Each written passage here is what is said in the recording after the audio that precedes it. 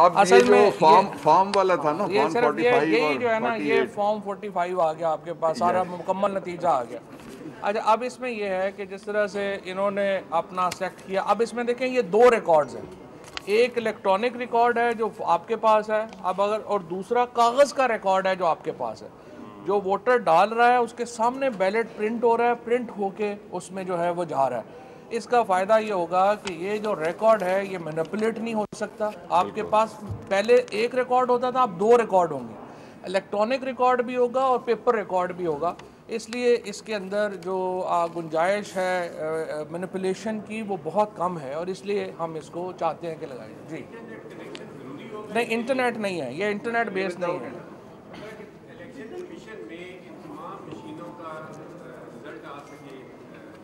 नहीं, ये तो देखें ना, रिजल्ट आपके पास प्रिजाइडिंग ऑफिसर के पास ये रिजल्ट आ गया, उसके बाद तो उसने कम्युनिकेट करना है मेन डिस्ट्रिक्ट में, वो चाहे व्हाट्सएप पे कर दे या किसी पे कर दे, कम्युनिकेशन इशू नहीं। हाँ, हर पोलिंग स्टेशन पे मशीन होगी, हर पोलिंग स्टेशन। एक सेकंड जी, नहीं, नादरा के रिकॉर्ड के साथ किस तरह से लिंक होगा कि हर जो पोलिंग स्टेशन है उसका जो वोटर लिस्ट है वो नादरा उस मशीन के लिए वो यूएसपी के जरिए देगी। उसके में कोई इंटरनेट जहाँ पे लगता है उसमें प्रॉब्लम आ सकती है हैकिंग की। ये जो मशीन थी इसको एक जब उस वक्त मैं कर रहा था तो एक मेरा प्राइमरी नुक्ता यही था कि आप इंटरनेट कनेक्टेड नहीं होनी चाहिए। सो ये मशीन बिल्कुल इंटरनेट कनेक्टेड नहीं है, 100% ये स्टैंड अलोन मशीन है, और इसीलिए इसमें और भी धांधली का इसलिए भी खतरा नहीं है कि ये मशीनें आपस में नहीं जुड़ी हुई। सो हर मशीन अलग। अच्छा, एक सेकंड, उन्होंने एक बड़ा इंपॉर्टेंट सवाल किया था, वो कह रहे थे कि क्या ये हर पोलिंग स्टेशन के ऊपर होगा। मैं वजाहत कर दूं कि हर पोलिंग स्टेशन पे एक मशीन नहीं हो सकती, कुछ मशीनें स्टैंड बाई होंगी, और जितने बूथ होंगे उस पोलिंग स्टेशन पे नॉर्मली तकरीबन 3 होते हैं, 4 भी हो सकते हैं। हर जगह ये मशीन मौजूद होगी, स्टैंड बाई भी मौजूद होगी। देखें, इसकी कॉस्ट जो होगी ना वो जब हम कमर्शियल प्रोडक्शन में जाएंगे तो इसकी कॉस्ट जितना इस वक्त खर्चा हो रहा है इलेक्शन कमीशन का उससे ज़्यादा नहीं होगी, तकरीबन उतनी होगी जितनी के इलेक्शन कमीशन का खर्चा। लेकिन ये इसमें मैं हतमी सिर्फ इसलिए नहीं बता सकते कि वो एक बिडिंग प्रोसेस है, फिर हम उसमें कॉस्ट बता दें अभी तो फिर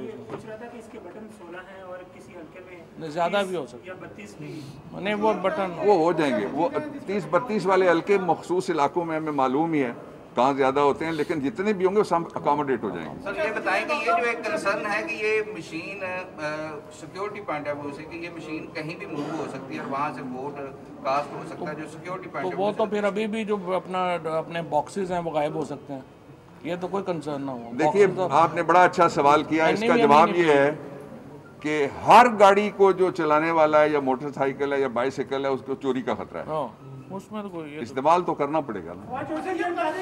ये अच्छा पॉइंट। ये देखें, ये तो बड़ी सिंपल है, जो लोग भी मोबाइल इस्तेमाल कर सकते हैं वो इसको चला लेंगे। So it's as easy as mobile phone का यूज़। एक दिन नहीं, ये बिजली का भी इसमें अपनी बैटरी है, बिजली की भी ज़रूरत नहीं।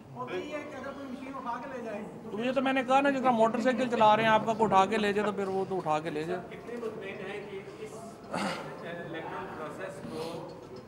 इलेक्ट्रॉनिक धांधली का नाम नहीं दिया जाएगा। ये देखिए, ये तो आप लोगों ने यहाँ पे इस्तेमाल करनी है, जिस तरह अभी डॉक्टर साहब ने आपको ऑफ़र की है, पार्लियामेंट्री रिपोर्टर्स एसोसिएशन को आप इस्तेमाल करें, प्रेस क्लब्स को हम देते हैं, प्रेस क्लब्स इसको अपना यूज़ करें, और बार एसोसिएशंस को देते हैं वो यूज़ करें। आप सब लोग अपना कंसेंसस क्रिएट कर लें और देखें, अगर आप लोग मुतमईन हैं तो इसको चलाएंगे, अगर मुतमईन नहीं है तो नहीं चलाएंगे।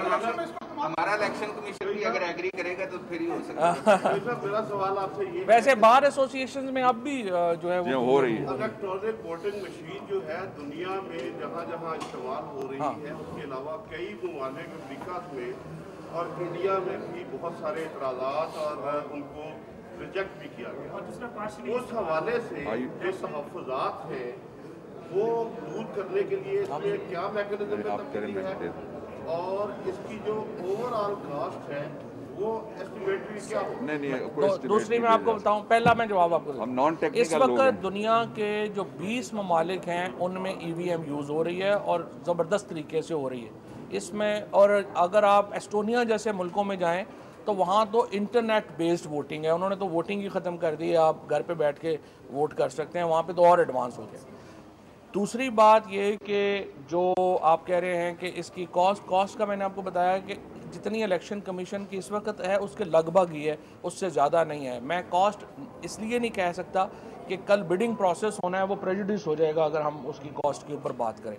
तीसरी नहीं, इंडिया में भी कोई रिजेक्ट नहीं हुआ। यूपी में जो मसलन एल्गोर साहब जब थे, अगर आप देखें तो प्रेसिडेंट बुश और एल्गोर के मुकाबले के ऊपर वहाँ पे उन्होंने कहा कि ये नहीं है, लेकिन अल्टीमेटली फिर उन्होंने उसको माना और वो चलाई। टेक्नोलॉजी में रोज़ाना एडवांसमेंट्स आती हैं, ये 2023 के लिए है, 2027 के लिए इससे एडवांस टेक्नोलॉजीज आएंगी।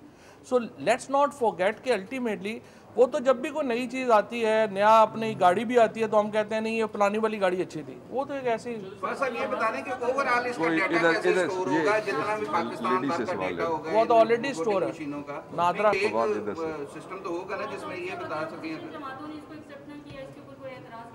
देखें, मैं अपोजिशन जमातों से कहता हूँ, जिस तरह डॉक्टर बाबर अवान साहब ने जो पिछली प्रेस कॉन्फ्रेंस की थी, हमने 49 जो अमेंडमेंट्स हैं वो सजेस्ट की।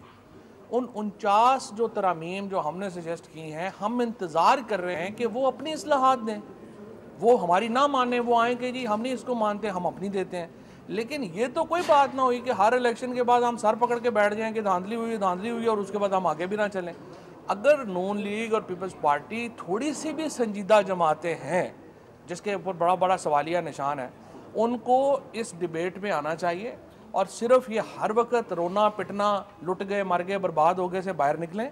और उनको ये समझ नहीं आ रही है कि वो लोमड़ी डूब रही थी तो उसको लगा क़यामत आ गई है। ये सिर्फ उनके ऊपर क़यामत आई हुई है, बाकी मुल्क बड़े आराम से चल रहा है। वो इससे सिंड्रोम से बाहर निकलें, फोबिया से बाहर निकलें। हम उनको शामिल करना चाहते हैं प्रोसेस में। कोई हुकूमत इतनी जेनरसली ऑफ़र नहीं करती जितनी हम ऑफ़र कर रहे हैं। हमने स्पीकर प्राइम मिनिस्टर सबसे पहले प्राइम मिनिस्टर साहब ने लेटर लिखा स्पीकर साहब को कि पार्लिमानी रहनुमाओं को बुलाएं। पहले दिन वज़ीर आज़म ने यहाँ पे कमेटी बना दी रिगिंग की। 4 साल लगे थे PTI को ये कमेटी बनवाते हुए। पहले दिन प्राइम मिनिस्टर ने कमेटी बना दी, सारी पार्टीज़ को कहा आए हमारे साथ बैठें और इस पे बात करें। उसके बाद डॉक्टर बाबर अवान साहब ने, मिनिस्ट्री ऑफ पार्लियामेंट्री अफेयर्स ने बिल पेश कर दिया। 49 अमेंडमेंट्स जो हैं वो हमने दे दी। अब इसके बाद देखिए, हम तो सीरियस डिबेट की तरफ उनको बुला रहे हैं। अगर वो नहीं आते तो अवाम फैसला कर। अच्छा जी, एक सेकंड आपका सवाल लेते हैं जी, 1 मिनट है। वो ID कार्ड से हो जाए। थोड़ा सा इबाम में कोई चीज़ नहीं रहनी चाहिए। नंबर 1, जो प्राइस वगैरह या कॉस्ट का प्रोसेस है उसके लिए इस पे कितने पैसे लगेंगे, मेरी मिनिस्ट्री ने ख़त लिखा है इलेक्शन कमीशन ऑफ पाकिस्तान को। वो ज़ाहिर है वो जो कितना एस्टिमेट किया होगा, मिसाल के तौर पे कितने पोलिंग स्टेशन होंगे वोटर्स में, आज से लेके 2023 में जब इलेक्शन होगा, 2023 के एंड पे जब हुकूमत 5 साल इंशाल्लाह पूरी कर चुकी होगी, उस वक्त कितने और वोटर्स बढ़ जाएंगे, ये बड़ी डिटेल्स हैं। इसलिए उसके ऊपर बिल्कुल दुरुस्त कहा इंफॉर्मेशन मिनिस्टर साहब चौधरी फवाद साहब ने कि हम कोई यहाँ उस पर कॉमेंट नहीं कर सकते। वैसे भी उस हवाले से we are not technical people, वो मुतलका लोग करेंगे। एक दूसरा ये है कि जी देखिए, जितने भी खदशात हैं ना, ये सारी इनको कहते हैं स्पेकुलेशंस। जितने भी अगर ये हुआ, उसका एक जवाब मंतक और क्याफे की ज़ुबान में ये है कि अगर ना हुआ एक। दूसरा ये है कि कोई टेक्नोलॉजी पिछली सदी में ऐसी नहीं आई जिसके आने पे एतराज़, मिसाल के तौर पर लाउड स्पीकर की आवाज़ पे एतराज़ हो गया जी, बहुत दूर तक पहुंच जाती है ट्रेन पे। अच्छा, फिर ये जो फवाद साहब ने कहा इस पे, फिर फोटोग्राफ पे एतराज़ हो गया जी। ये जो एतराज़ात हैं वक्त के साथ, आज बड़े मुकद्दस ज़ियारात, आज हज उम्रा, आज सारी दुनिया में नौकरियां, आज पाकिस्तान के अंदर ज़र मुबादला, उसके लिए सारी जगह टेक्नोलॉजी इस्तेमाल हो रही है। हम एक तरफ तो हमारा ये दावा है और दुरुस्त है कि पार्लियामेंट बालादस्त है। बालादस्त का मतलब ये नहीं कि सबसे जाबिर है, इसका मतलब यह है कि हर मसले का हल पार्लियामेंट देगी पहले। अगर किसी जगह इम्बैलेंस होता है तो फिर जुडिशल रिव्यू की पावर है जो जुडिशरी के पास है। जुडिशरी या इलेक्शन कमीशन कोई कानून नहीं बना सकते, ना इनमें तब्दीली कर सकते। इसलिए ये पार्लियामेंट की शान भी है और उसका राइट भी है और उसका फर्ज भी है कि एक जो कैंसर आया हुआ है उसको हम दूर करें। ठीक, थैंक यू। बस वफाकी वज़ीर इत्तलात व नशरियात चौधरी फवाद हुसैन और मुशीर पार्लिमानी मूड doctor Babar Awan electronic voting मशीनों के बारे में ब्रीफिंग दे रहे थे। देखिए बात यह है, हम बहुत बड़ी सियासी जमात है, वाहिद सियासी जमात है जो पाकिस्तान के हर कोने में है। इमरान खान वो वाहिद लीडर है जिनका कराची में भी वोट है, उनका जो है वो पेशावर में भी वोट है, उनका कोयटा में भी वोट है, लाहौर में भी वोट है। बहुत बड़ी पार्टी है, इसमें छोटी मोटी टुक टक चलती रहती है, लेकिन इमरान खान की क़यादत के ऊपर किसी को कोई ना शक है और ना ही किसी किस्म का कोई उसके ऊपर डाउट है। इमरान खान पाकिस्तान के वज़ीर आज़म ही नहीं है, वो तहरीक इंसाफ के चेयरमैन है और करोड़ों लोगों के दिल उनके साथ धड़कते हैं। इमरान खान के बगैर पाकिस्तान में इस वक्त कोई लीडर ही नहीं है और बाकी तो सारे रीजनल लीडर्स हैं। एक मिनट जी, मैं भी आपको कल की एक बात बताता हूँ इसी मौजू पे। ये जो जितनी भी स्पेकुलेशंस फिर मैं कहूँगा होती हैं, फवाद साहब ने जो कहा बिल्कुल वाकयाती बात है और आज सुबह ही जहांगीर तरीन खान साहब ने प्रेस कॉन्फ्रेंस की है। कल भी एक यहाँ पे कोरम कॉल किया गया था और कोरम में ऑपोजिशन को डिफीट हुई खुल के। इसके बावजूद हमने उनका इंतज़ार किया, 20 मिनट के वक्फे के बाद हमने फिर जो कार्रवाई है वो। दूसरी बात यह है कि कोई लेजिस्लेशन ना सेनेट में रुकनी है इंशाल्लाह, हमारी अक्सरियत है अददी एतबार से, ना ही कौमी असम्बली में रुकनी है। और सबसे इंपॉर्टेंट लेजिस्लेशन अगले महीने के वस्त में आ रही है जिसका नाम है फाइनेंस एक्ट। इंशाल्लाह पंजाब में भी पास होगा और इंशाल्लाह मरकज़ में भी पास होगा। ठीक है, ये वैसे तो जब 2000 से शुरू हुआ है कि पता नहीं हुकूमत इधर जाती है उधर जाती है, 3 साल जो है वो पूरे हो गए, अगले 2 साल भी होंगे और उसके बाद 5 साल बाद फिर इमरान खान वज़ीर आज़म होंगे। लालो जोर जने लाए।